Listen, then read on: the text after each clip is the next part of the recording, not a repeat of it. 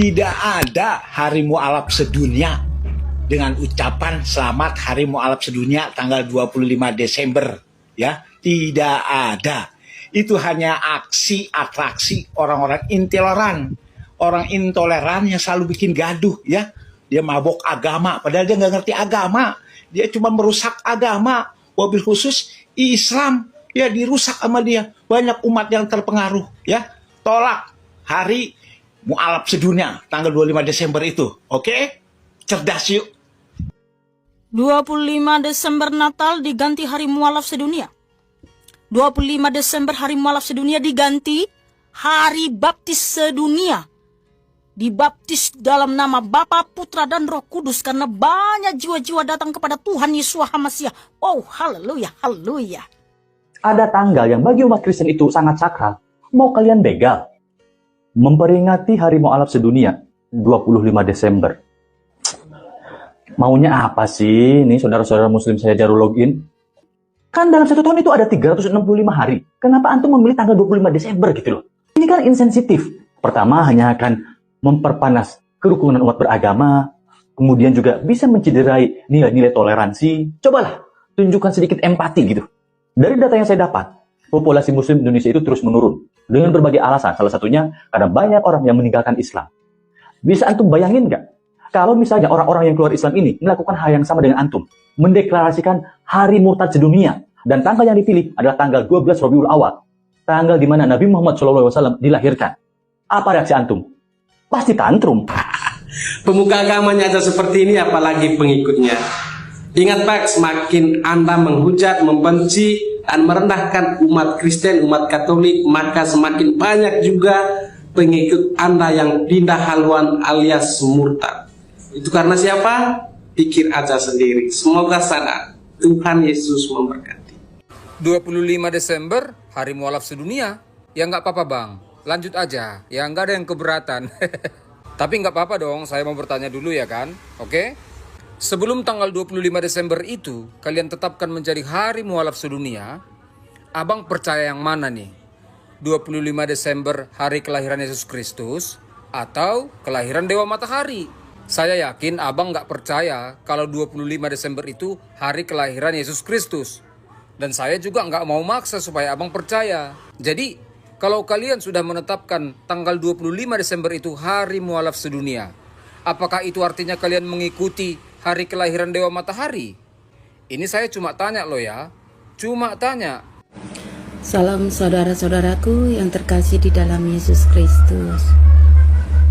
Saya lihat dan saya tonton ulah daripada saudara kita dengan keyakinanku yang dulu mengklaim mereka itu bahwa tanggal 25 Desember 2025 akan disahkan menjadi hari mualaf sedunia. Saya tidak percaya hal itu, sebab di Al-Quran maupun di dalam hadis tidak ada surah yang mengatakan atau firman Allah yang mengatakan bahwa seluruh dunia akan mualaf. Nggak ada. Itu hanya bikin-bikinan mereka. Mungkin karena mereka itu cinta kepada tanggal 25 Desember tersebut, tapi mereka malu mungkin mengakuinya. Tapi saya sebagai murtadin, saya sangat bersyukur akan kerinduan mereka sih.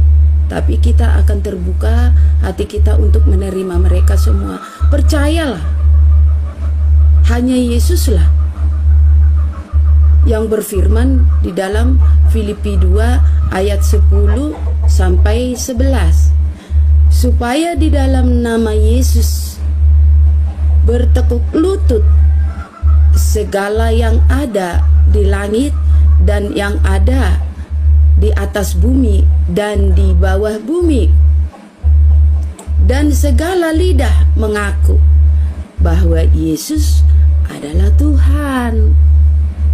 Hanya Yesus yang berfirman seperti itu. Jadi kalau dibilang murtadin seluruh dunia, baik yang di atas bumi maupun di bawah bumi maupun di surga, akan mengaku dengan lidah sendiri bahwa Yesus adalah Tuhan. Itu membuktikan bahwa seluruh dunia itu akan menjadi murtadin, bukan menjadi mualaf. Buktinya tidak ada mualaf sedunia, karena aku sudah murtadin, saudaraku. Jadi tidak perlulah senggol-senggolan. Nah, kalau memang itu benar upayamu itu untuk memualafkan seluruh dunia, coba. Dengan gagalnya kamu untuk meyakinkan aku menjadi seorang mualaf, berarti kan kamu gagal. Tidak seluruh dunia yang menjadi mualaf, karena kamu gagal untuk membuat aku menjadi mualaf kembali. Itu saudara. Jadi tidak perlulah kita itu panas hati. Setiap perayaan mau Natal pasti ada ulah. Janganlah begitu. Jangan ya. Karena di dalam Muslim juga diajarkan juga untuk saling mengasihi. Kan ada surat Al-Hujurat gitu loh. Janganlah kamu itu saling menghina, janganlah kamu itu saling menghujat, saling mengolok-olokkan, karena Tuhan menciptakan perbedaan itu untuk saling mengasihi. Kan ada itu, sayang. Jadi tak perlu ya. Jadi kalau kami pun merayakan Natal kami, bersukacitalah. Kalau kalian mau ikut, tangan kami terbuka kok, hati kami terbuka kok. Sebab tangan Tuhan Yesus itu terbuka untuk menunggu orang-orang yang belum datang kepadanya. Datanglah. Kita sama-sama ya. Tanggal 25, jagalah kami dan kami juga akan menjaga kalian. Saling menghormatilah. Ya, kalau kalian mau ikut bersama kami Natal, ayo. Kita merayakan Natal, kita akan bernyanyi memuji-muji Tuhan Yesus. Jadi sadarlah ya saudaraku, seupaya apapun yang kalian buat untuk memualafkan seluruh dunia ini, itu tidak akan pernah terjadi. Atas kehendak Tuhan Yesus sudah difirmankan, segala lidah akan mengaku bahwa Yesus adalah Tuhan. Segala lutut akan bertelut di hadapannya, baik yang di bumi, di bawah bumi, dan di surga. Oke, saudaraku, selamat merayakan Natal untuk kita semua. Haleluya, shalom. Halo warga intelektual sekalian. Lagi rame di media sosial di mana tanggal 25 Desember konon katanya Hari Mualaf Nasional, guys. Wow. Luar binasa. Siapa sebenarnya yang pertama kali mengarang Hari Mualaf Nasional ini? Siapa sebenarnya yang memulai? Siapa yang memicu sebenarnya? Apakah ini mengejek orang-orang Kristen yang ada di Konoha? Apa sebenarnya tujuannya? Apakah ini semacam mengejek gitu ya? Menghina gitu? Lalu bagaimana tanggapan dari orang-orang Kristen? Coba tulis di kolom komentar ya. Kemudian, selain itu ya, kalau saya perhatikan itu ya, kenapa tidak ada Hari Murtad Nasional? Kenapa harus Hari Mualaf Nasional? Kemudian, kenapa ada istilah Hari Mualaf Nasional? Apakah ini pertanda bahwa banyaknya orang yang mualaf di Konoha? Apakah sebaliknya gitu? Bagaimana fakta yang sebenarnya? Ini, menurut data, yang menciptakan Hari Mualaf Nasional ini adalah oknum organisasi bernama Arimatea. Nah, organisasi Arimatea ini sebenarnya organisasi filantropi ya, organisasi yang membantu kemanusiaan ya. Tapi saya juga bingung ya, kenapa akhir-akhir ini organisasi Arimatea ini mendeklarasikan Hari Mualaf Nasional. Apa tujuannya? Apakah dipengaruhi oleh Don Ditan? Ya, Don Ditan itu salah satu bagian daripada Arimatea kalau nggak salah ya. Nah, yang jadi pertanyaan, apakah ini dipengaruhi oleh Mr. Don Ditan?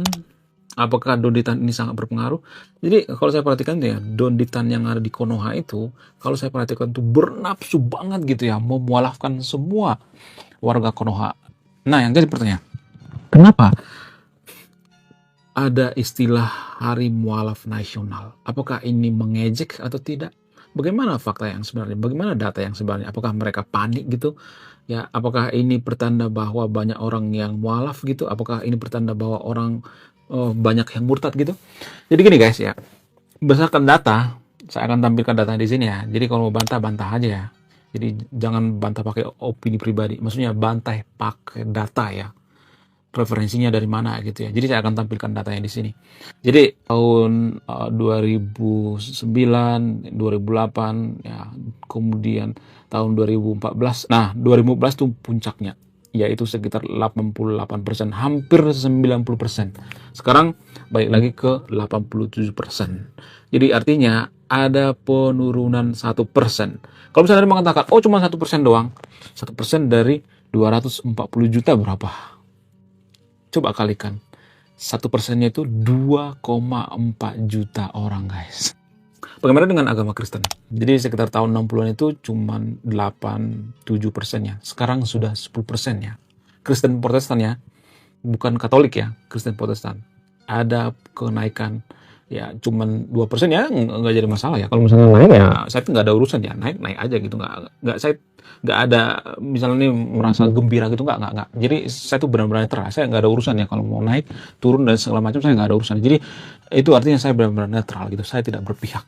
Ini data berdasarkan independen gitu. Jadi data-data yang kita terima selama ini adalah data-data yang berasal dari saudara kita, ya, konco-konco kita, pemuka agama. Ya iyalah, pemuka agama pasti yang mengatakan bahwa orang banyak mualaf, orang banyak segala macam. Ya, kalau kita menilai sesuatu itu ya, kalau berdasarkan agama itu, kalau saya perhatikan itu ya, kita bisa bertanya sama pemuka agama. Namun pemuka agama biasanya mereka berpihak pada agamanya. Kalau kita tanya sama pendeta akan mengatakan, oh agama kita sekarang mengalami kenaikan yang sangat signifikan, luar biasa. Ya, begitu juga dengan ustadz gitu ya. Kalau kita tanya, oh ustadz juga akan mengatakan, oh mengalami peningkatan yang sangat luar biasa. Jadi kita butuh seseorang yang netral gitu, yang independen gitu ya. Seperti saya maksudnya ya. Artinya saya tidak berpihak pada agama Kristen, saya tidak berpihak pada agama Muslim ya. Nah, yang jadi pertanyaan, kenapa ada Hari Mualaf Nasional? Dugaan saya, kenapa Hari Mualaf Nasional ini diikrarkan di Konoha itu? Karena dugaan saya itu ya, mereka menganggap bahwa agama Kristen ini adalah saingan terberat bagi umat Muslim di Konoha. Karena nggak pernah tuh ya, misalnya nih ya mohon maaf ya bagi teman-teman Muslim atau teman-teman Kristen ya, nggak pernah tuh ya misalnya nih umat Muslim yang ada di Konoha itu merasa tersaingi oleh agama Hindu, agama Buddha, agama Konghucu. Nggak. Apalagi agnostik atau ateis, nggak pernah ya. Biasanya ya, dugaan saya ya, teman-teman Muslim yang ada di Konoha itu mereka merasa tersaingi, nggak semuanya tapi rata-rata seperti itu, merasa tersaingi bahwa ya umat Muslim itu banyak yang pindah ke Kristen gitu ya, merasa seperti itu. Jadi teman-teman Muslim yang ada di Konoha itu sangat takut banget ya yang namanya kristenisasi, sangat takut banget. Sehingga banyak di Konoha itu pelarangan pembangunan rumah ibadah. Kenapa mereka melarang? Karena takut kristenisasi. Karena apa? Karena takut umatnya berkurang gitu. Jadi kenapa diciptakan Hari Mualaf Nasional? Ya kalau boleh jujur ya, dugaan saya itu ya, ibaratnya gini guys ya, diciptakan Hari Mualaf Nasional itu tanggal 25 Desember itu ibaratnya gini guys. Misalnya nih ada seorang punya acara misalnya nih di suatu perumahan misalnya, atau di suatu daerah misalnya ya.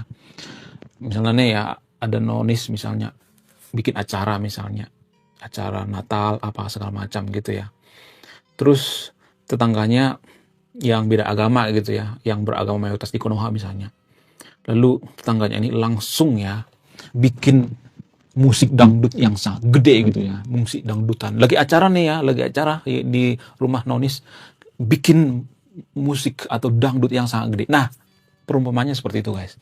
Ya, ketika umat Kristen merayakan hari Natal 25 Desember, maka ya teman-teman Muslim yang ada di Konoha itu mengikrarkan yang namanya Hari Mualaf Nasional. Saya tidak mengatakan semuanya, disclaimer on ya. Sebagian ya.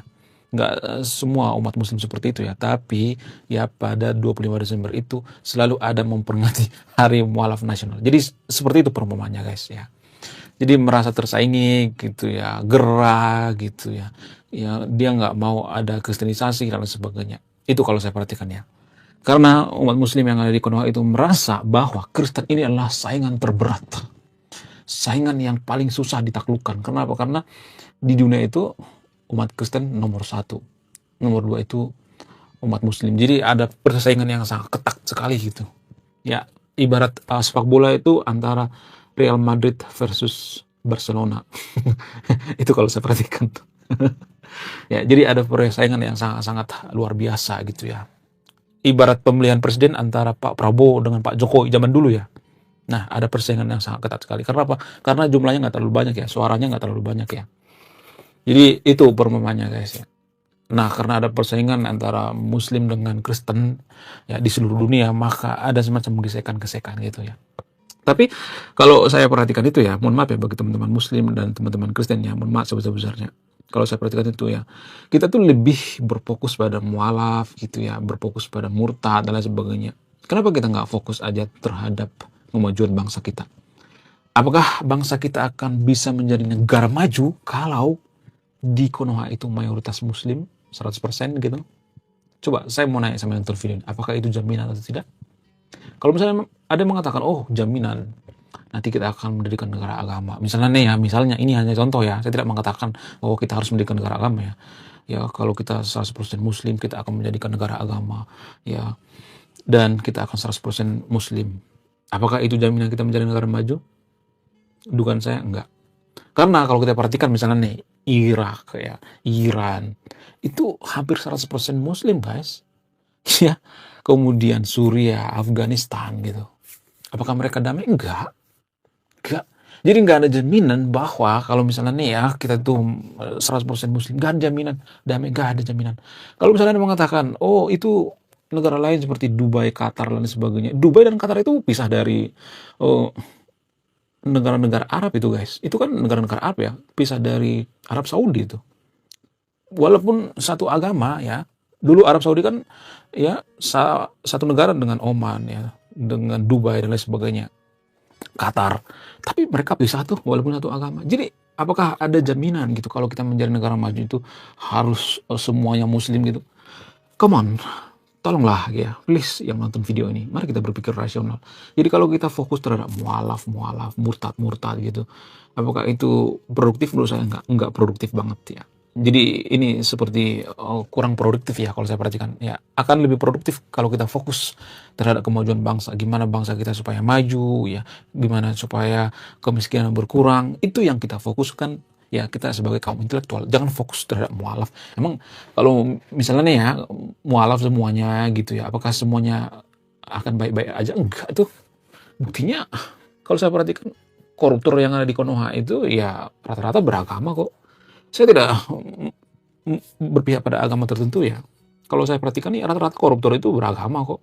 Kalau mereka sidang di pengadilan itu mereka menggunakan peci ya, menggunakan baju agamis, bahkan ada yang berhijab tuh. Ya, apakah itu jaminan gitu? Enggak jaminan.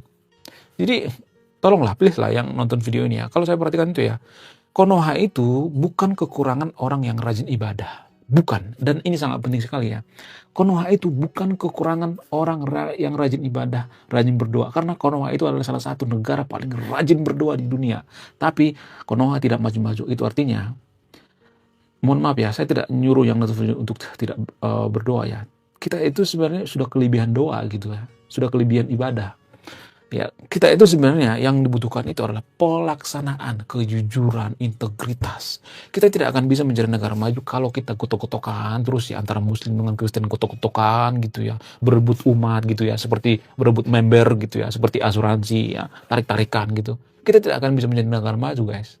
Tolonglah, kita sebagai kaum intelektual harus memutus rantai ini ya. Jadi kenapa bisa seperti itu? Kenapa hanya hari mualaf nasional yang ada? Kenapa nggak ada hari murtad nasional gitu? Padahal menurut data, kalau saya perhatikan itu ya, dari tahun ke tahun itu jumlah agama Kristen itu mengalami kenaikan yang sangat signifikan. Jadi kalau kita perhatikan sekarang ini ya, misalnya nih ada pembangunan gereja ditolak ya, kemudian izinnya dipersulit dan sebagainya, itu pertanda bahwa ya kalau kita jeli secara logika, pertanda bahwa umat Kristen itu mengalami kenaikan yang sangat luar biasa. Saya tidak berpihak pada agama tertentu ya. Ini berdasarkan data ya. Jadi kalau misalnya umat Kristen itu makin hari makin dikit ya, makin hari makin berkurang, nggak mungkin ya, mustahil umat Kristen itu mendirikan rumah ibadah gitu, ekspansi gitu ya, membangun rumah ibadah, nggak mungkin. Karena ya teman-teman Muslim yang ada di Konoha itu melihat, oh kok ada pembangunan gereja baru tuh di sana, kok makin banyak tuh gereja, lalu ada semacam kepanikan ya, itu kalau saya perhatikan.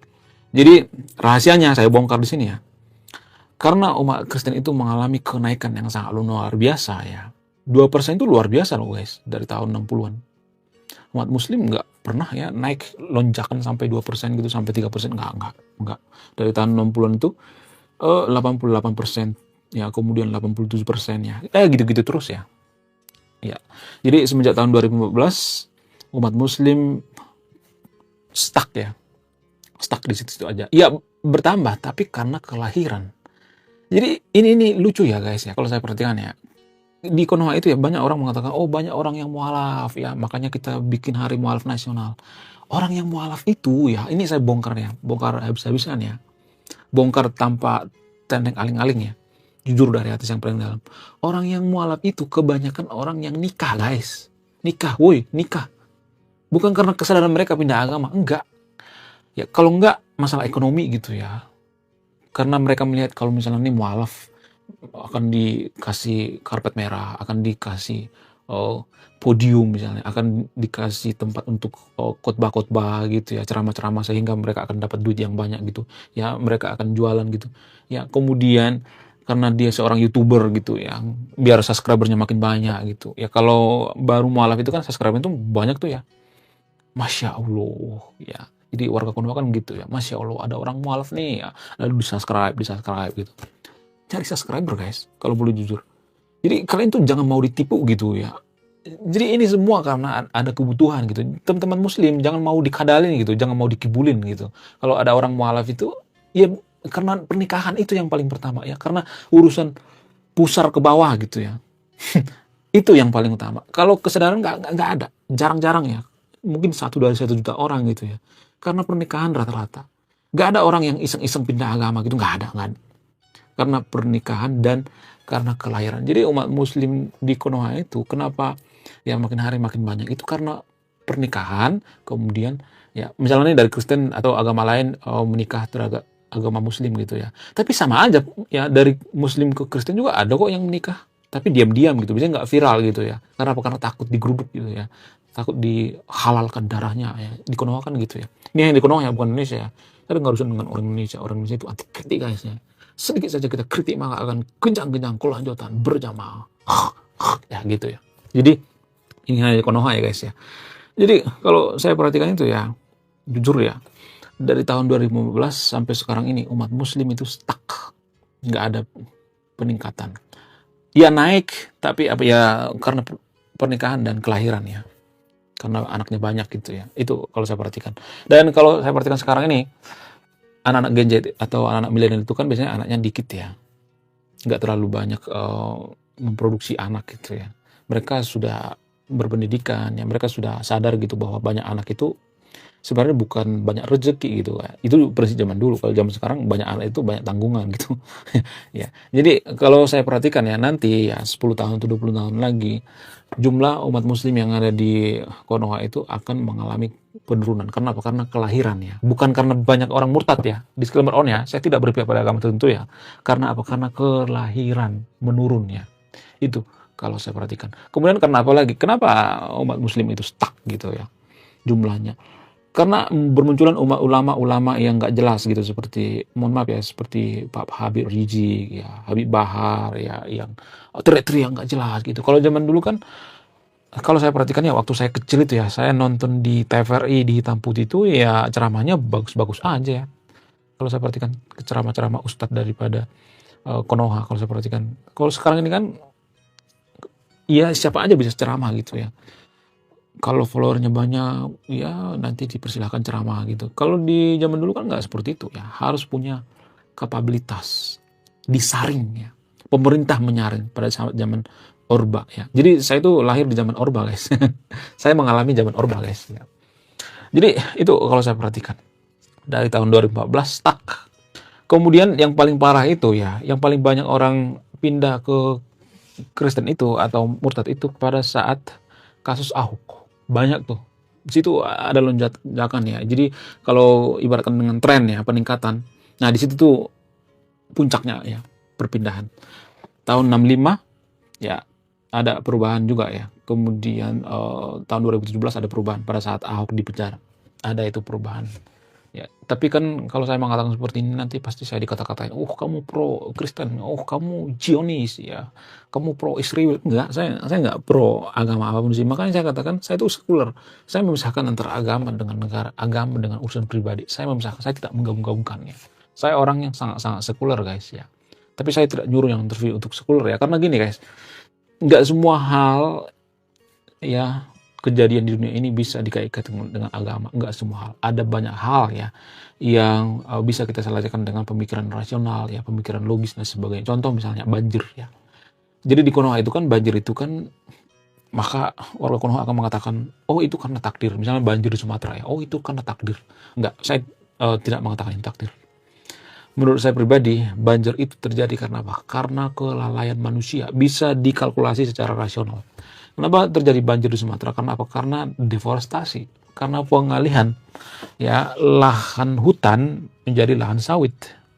Akar sawit itu bukan akar tunggang, akar serabut, sehingga dia tidak bisa menahan volume air. Ketika air hujan deras ya, kemudian ada volume air yang sangat banyak, tidak bisa ditahan oleh akar sawit ya. Jadi sawit itu adalah pohon manja, tumbuhan manja, harus dipupuk ya, harus dipuji-puji gitu ya. Harus dipuja-puja gitu. Pokoknya sawit itu sangat manja sekali ya. Beda dengan hutan. Hutan itu kan sangat-sangat luar biasa ya untuk menjaga yang namanya ekosistem ya. Jadi bisa dirasionalkan. Enggak ujuk-ujuk kita mengatakan takdir ya, ketika banjir, longsor, oh ini karena takdir. Enggak bisa dirasionalkan, ada alasan yang masuk akal, ada kalkulasinya. Jadi di Konoha itu ya dikit-dikit Tuhan gitu, dikit-dikit bawa Tuhan, dikit-dikit agama, ya oh karena takdir, oh itu karena Tuhan. Makanya di Aceh itu ada bupati yang pergi ibadah ke luar negeri, ya pergi ibadah atau umroh gitu ya ke Arab, dan rakyatnya menderita. Kenapa? Ya, karena kita tuh sangat-sangat ya berlebihan dalam beragama. Oh itu kan karena ibadah. Nggak disalahin tuh, nggak disalahin oleh pemerintah, nggak diskors gitu. Tapi kalau di negara maju, oh habis tuh disikat, diratain sampai ke akar-akarnya, dipecat. Apalagi di Korea Utara, oh jangan harap. Jadi kita tuh masyarakat yang munafik tahu guys. Kita tuh membenci komunis, ya. Tapi kita tuh pengen pemimpin seperti Kim Jong-un gitu, seperti Xi Jinping gitu. Kita tuh benci banget sama komunis, tapi kita pengen presiden seperti Xi Jinping yang menghukum mati para koruptor. Ya kalau kita pengen menghukum mati para koruptor ya konsekuensinya itu jangan membenci komunis. Bukan berarti saya nyuruh yang interview untuk komunis ya. Saya tidak nyuruh yang interview untuk jadi komunis ya. Tapi itu ada sebabnya itu. Komunis itu berpikirnya rasional. Jadi kalau di Konoha itu kalau orang korupsi itu kan kita berpikir oh itu udah takdir dari Tuhan gitu. Di Cina nggak bisa seperti itu, di Korea Utara nggak bisa seperti itu. Kalau lu korupsi, lu harus bertanggung jawab. You harus dipenjara seumur hidup, dieksekusi. Kalau di Konoha kan nggak seperti itu. Kita tuh teriak-teriak, oh korupsi. Ya, padahal kalau kita dikasih duit kita mau aja tuh. Jadi munafik tahu kita sebenarnya ya. Jadi kita tuh negara yang paling munafik. Kita tuh hanya melihat di luar-luarnya aja gitu. Kita tidak menyelami ke dalam gitu ya. Kalau boleh jujur ya, ketua daripada PKI, ketua daripada partai komunis di Konoha itu, Den Airit itu hafal Quran guys, hafiz Quran, cek data kalau nggak percaya. Jadi bagaimana mungkin kita mengatakan bahwa komunis itu anti agama? Cuman di Konoha yang dikatakan bahwa komunis itu anti agama. Itu munafik guys ya. Kita pengen ya menghukum mati koruptor, tapi kita membenci komunis. Salah satu negara yang berhasil memberantas korupsi, menghukum mati koruptor itu adalah negara komunis.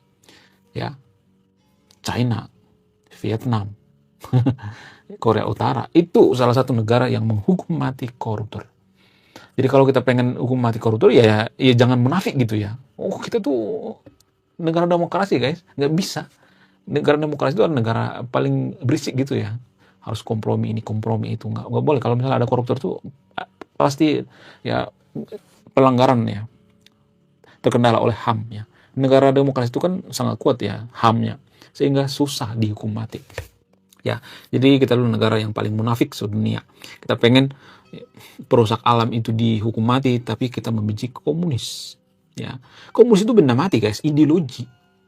Jadi jangan berpikir bahwa komunis itu suruhan membunuh gitu. Enggak. Kita itu termakan propaganda guys ya. Saya tidak nyuruh yang untuk jadi komunis ya, tapi susah saya menjelaskan di sini ya. Nanti akan saya jelaskan di satu video khusus ya, menjelaskan tentang komunis ya. Bukan berarti saya merekrut yang nonton untuk jadi komunis ya. Jangan berpikir gitu, licik itu berpikirnya guys ya. Jadi bagaimana dengan Hari Mualaf Nasional di Konoha? Kita kembali ke Hari Mualaf Nasional. Ya seperti yang saya katakan tadi itu, tolonglah yang nonton video ini, kita sebagai kaum intelektual, marilah kita fokus pada hal-hal yang produktif gitu ya. Menurut saya itu merayakan Hari Mualaf Nasional itu seperti julid gitu ya terhadap agama lain gitu. Bagaimana kalau diciptakan Hari Murtad Nasional ya pada saat Lebaran gitu? Apakah kita sakit hati? Apakah umat Muslim sakit hati? Sakit hati dong ya kan? Sama seperti itu. Jadi kalau nggak mau disakiti, jangan menyakiti gitu.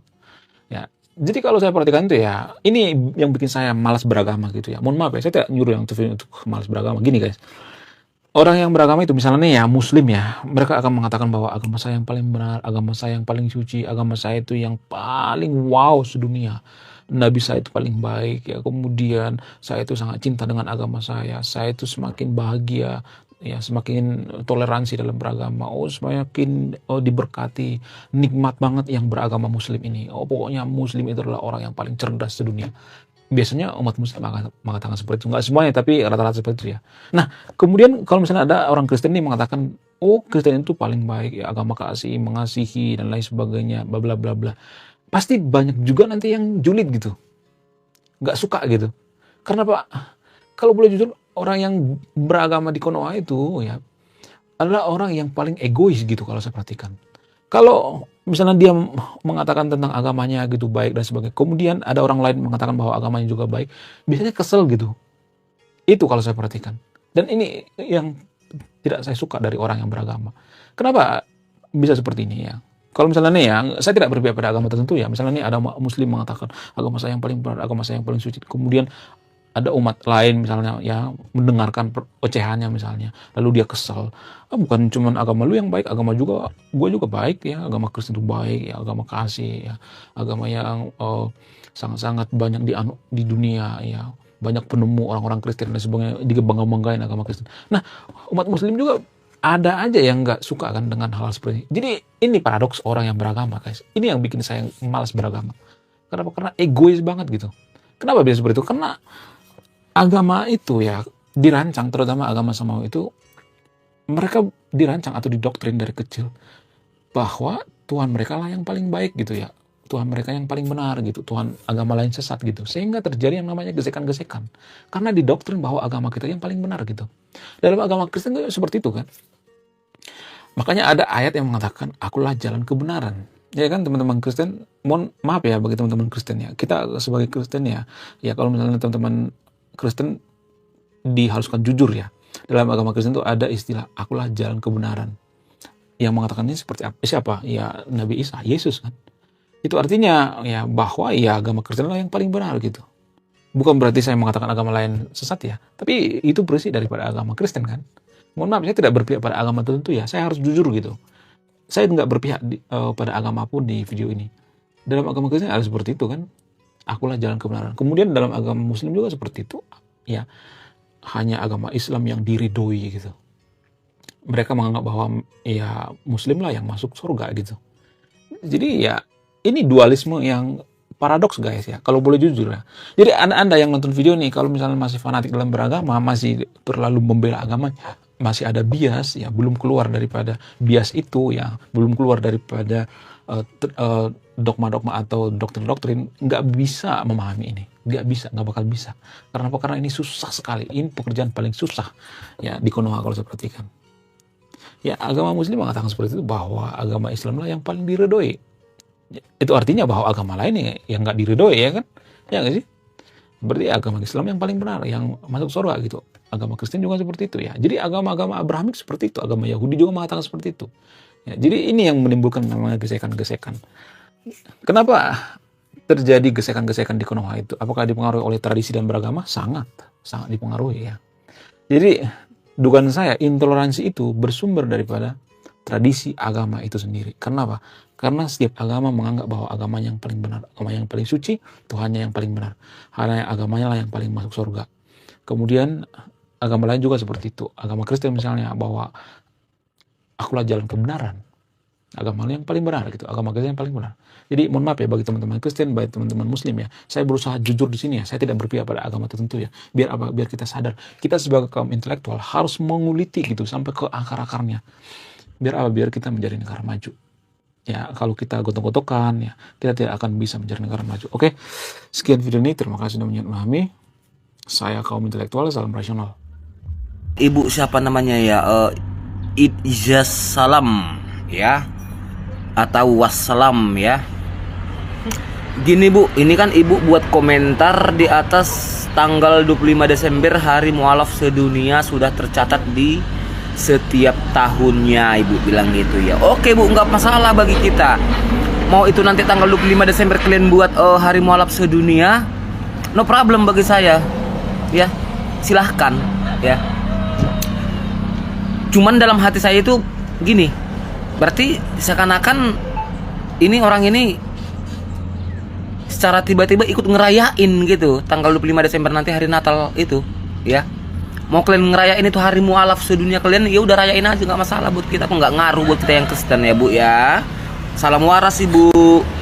Kerudung digunain dengan baik ya Bu ya. Mengucapkan selamat hari mualaf sedunia. Sampai Refli Harun pun juga ikut berkomentar soal hari mualaf sedunia. Entah siapa yang melegalkan, entah siapa yang menyepakati ini, negara apa yang membahas soal hari mualaf sedunia, dan namanya kok jadi hari mualaf sedunia. Dan kok bisa-bisanya mereka jatuhkan hari mualaf sedunia itu tanggal 25 Desember. Tentulah ada udang di balik batu ya, karena umat Kristiani kan merayakan hari kelahiran Yesus Kristus tanggal 25 Desember. Dan kita diingatkan dalam Alkitab ya, Lukas 2 ayat 11, hari ini telah lahir bagimu juru selamat yaitu Kristus Tuhan di kota Daud. Karena itu adalah hari besar umat Kristiani, maka ya supaya lebih gempar dibuatlah hari mualaf sedunia. Agak lucu memang mereka ini. Memangnya kenapa? Kalau tanggal 25 dijadikan hari mualaf sedunia, ada pengaruhnya untuk perayaan Natal? Tentu tidak. Natal tetap jatuh pada tanggal 25 Desember yang akan dirayakan di seluruh dunia. Karena orang-orang yang bikin, orang-orang lama, dengan lagu lama, dengan gaya lama, dan dengan nada-nada lama. Paham sampai di situ toh? Tanggal 25 Desember guys, katanya mau dijadiin hari mualaf sedunia.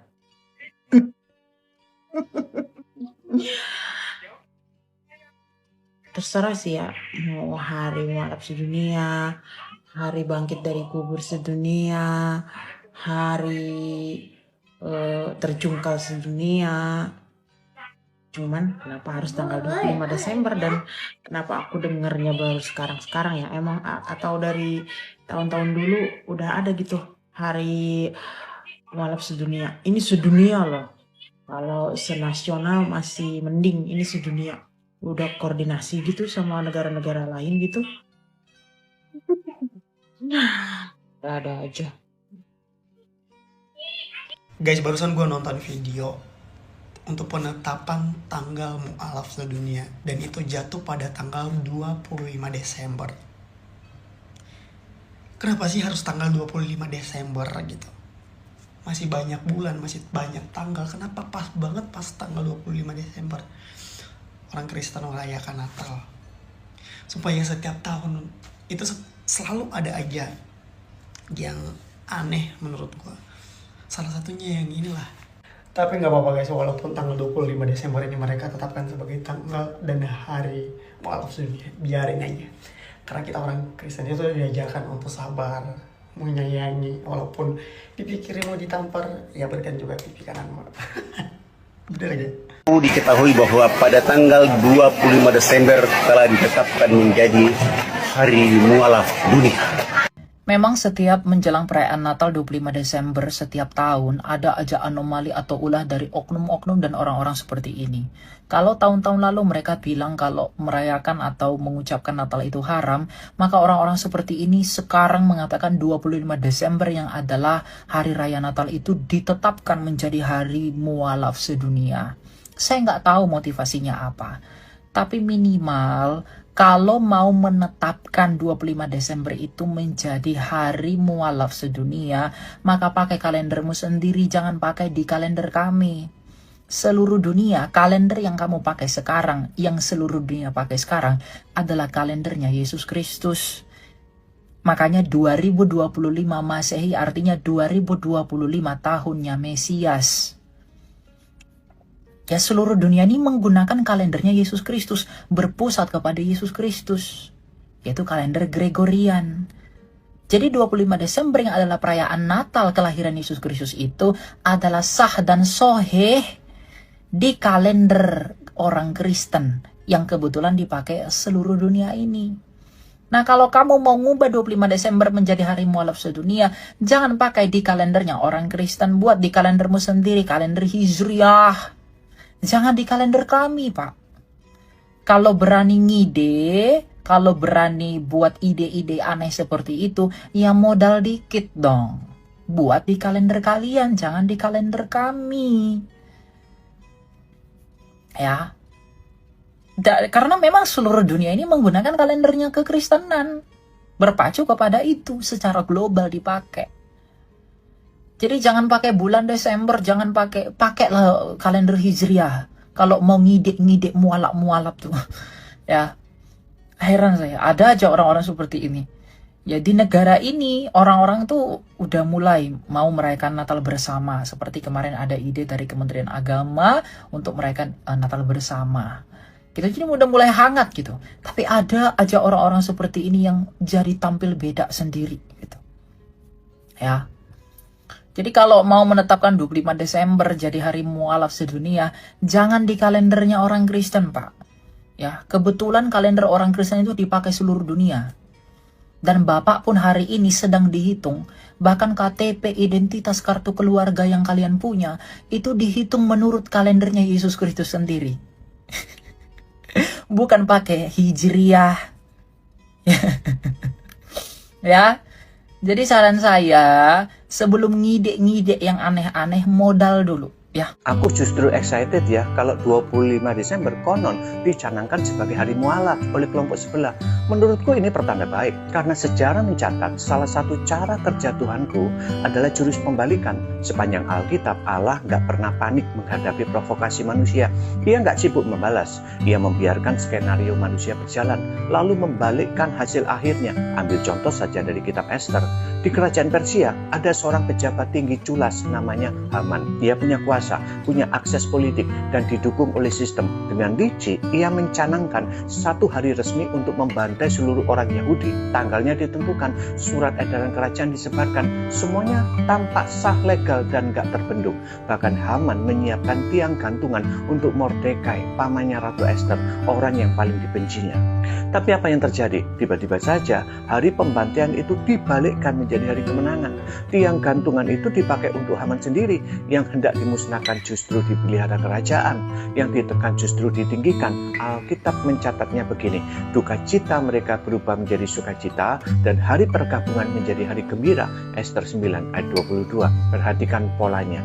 Manusia merancangkan kejahatan, Allah menentukan hasil akhirnya. Itu sebabnya narasi hari mualaf disambut dengan senyuman oleh umat Kristen, karena iman Kristen lahir dari peristiwa yang sudah lebih dulu dibalikkan. Salib adalah contoh utamanya. Alat hukuman Romawi justru diubah menjadi alat keselamatan. Hari kematian diubah menjadi hari kehidupan. Kutuk diubah jadi berkat. Apa yang dimaksudkan untuk mempermalukan justru menjadi kemuliaan abadi. Maka kalau ada yang sengaja memakai 25 Desember sebagai hari mualaf, dengan senyuman kami sambut. Karena di tangan Allah hari itu justru bisa dibalikkan menjadi hari kebangunan rohani, hari pertobatan, hari di mana banyak jiwa kembali dan percaya kepada Kristus Yesus. Amin. Tanggal 25 katanya mau ditetapkan jadi tanggal mualaf sedunia. Kagak ada tanggalan lain apa? Sampai harus mengambil tanggalannya orang Kristen yang mau Natalan. Kenapa gitu ya? Ada manusia-manusia diciptakan sama Tuhan seperti ini. Sukanya merebut kebahagiaan orang lain, tapi nggak apa-apa. Kata Tuhan Yesus, apa bilang? Kasihilah musuhmu. Kalau dia menampar pipi kanan, kasih pipi kiri. Jadi kalau dia mau tanggal 25, ya silakan aja. Ambil bungkus. Bentar minum dulu. Takutnya nanti pas tanggal 25 gak bisa minum. Gara-gara di... Lagian heran. Tanggal tuh banyak, dari tanggal 1 sampai tanggal 31. Sampai tanggal 30. Dan bulan banyak, ada Januari, Februari, Maret, April, Mei, Juni, Juli, Agustus, September, Oktober, November, Desember. Kenapa yang lo ambil tanggal 25 Desember? Kenapa? Hah? 25 Desember yang lo ambil kenapa?